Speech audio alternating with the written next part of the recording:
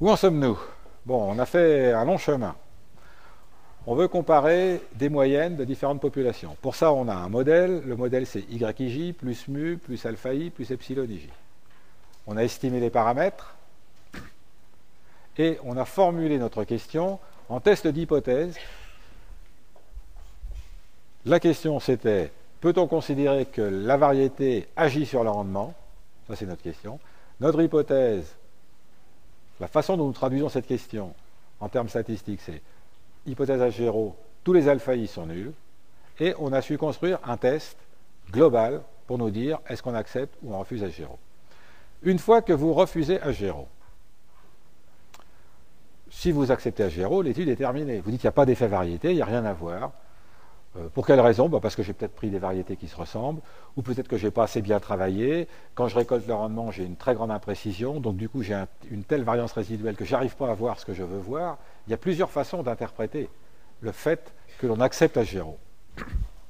Si par contre, je rejette H0, alors j'ai envie de me dire, mais là-dedans, quelles sont les variétés qui sont anormalement, entre guillemets, grandes, quelles sont les variétés qui sont anormalement petites?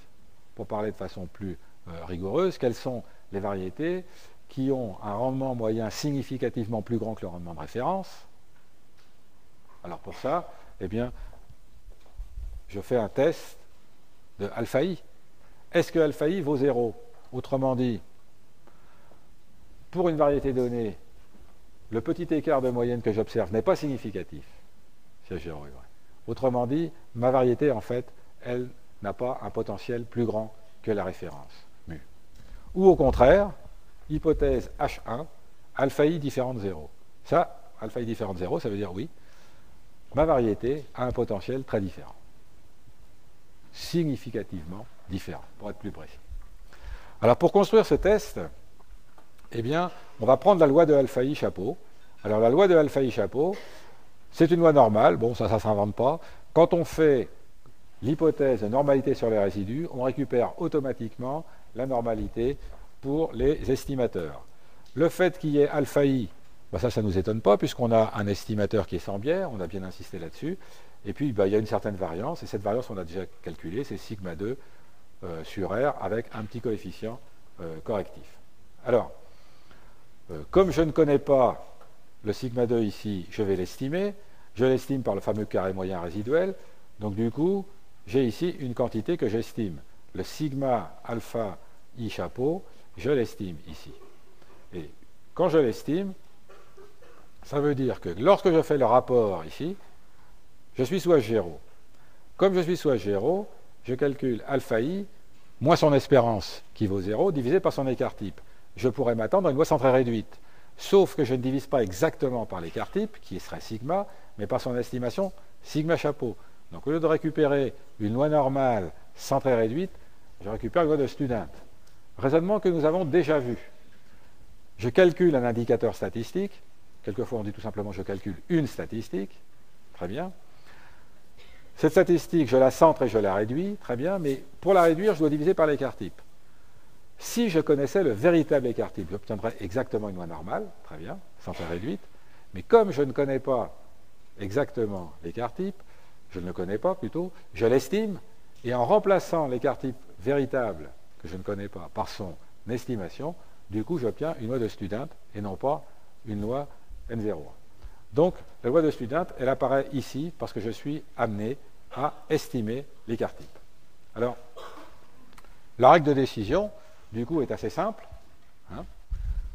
Je me place dans le cadre d'une loi de Student, là vous avez cette loi de Student, elle ressemble beaucoup à une loi normale.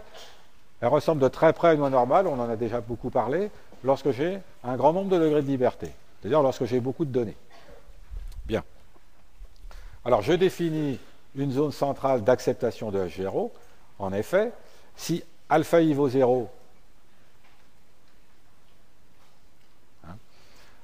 je m'attends à avoir des valeurs tout près de 0.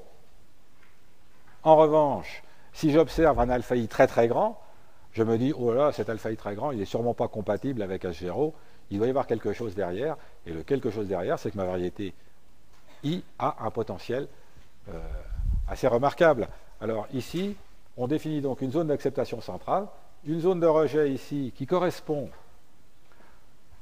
à ma variété est significativement meilleure que ma référence. Et puis ici, on a une zone de rejet dans laquelle on va pouvoir dire ma variété a un potentiel significativement plus faible que la référence, c'est-à-dire que les autres, finalement. Alors, la règle de décision, formellement, la voilà. Hein. Formellement, la voilà. Donc, je calcule le alpha i chapeau, je calcule mon indicateur, hein, alpha i chapeau sur sigma chapeau. Je prends la valeur absolue pour toujours regarder du même côté, et puis je regarde, est-ce que c'est inférieur, j'accepte à 0, est-ce que c'est supérieur, je rejette. Donc là, il n'y a pas de difficulté particulière. J'ai calculé mon indicateur, j'ai sa loi soit 0, et je regarde si je suis loin ou pas. Alors, je prends toujours pour alpha 5%, on en a déjà parlé. Alors, petit exemple numérique, je reprends les données ici. Donc, j'avais 3 variétés, 2 répétitions par variété. Je m'intéresse à la troisième variété, j'avais alpha 3 égale 1, vous vous souvenez, puisque j'observais un rendement de 4 pour cette variété, alors que ma référence est à 3. Hein, voilà. Alors maintenant, je vais faire le test statistique.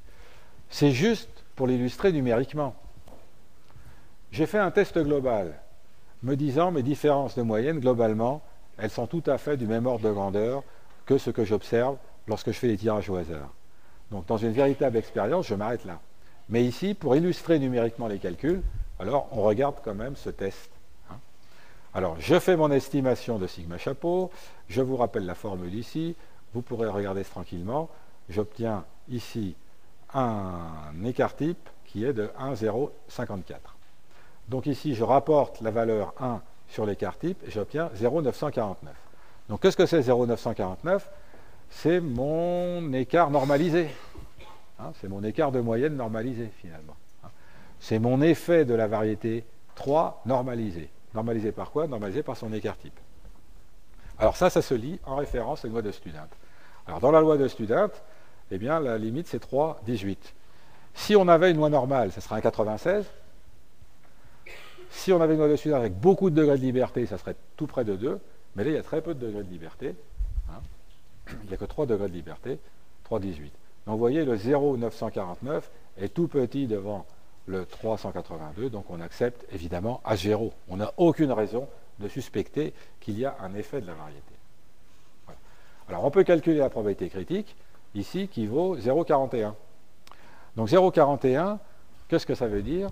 Ça veut dire que si j'avais des données qui étaient complètement au hasard, eh bien j'ai une probabilité de 0,41 d'observer, d'accord, un alpha i normalisé de l'ordre de, supérieur à 0,94. Donc autrement dit, ce coefficient est très banal puisque je l'obtiens finalement une fois sur 2 par des simples tirages au hasard. Ça, c'est l'intuition qu'il faut que vous gardiez. Ce coefficient est très banal puisque je l'obtiens presque une fois sur 2 par des simples tirages au hasard. Donc j'ai aucune raison de suspecter que derrière, il y a un effet de la variété. Voilà.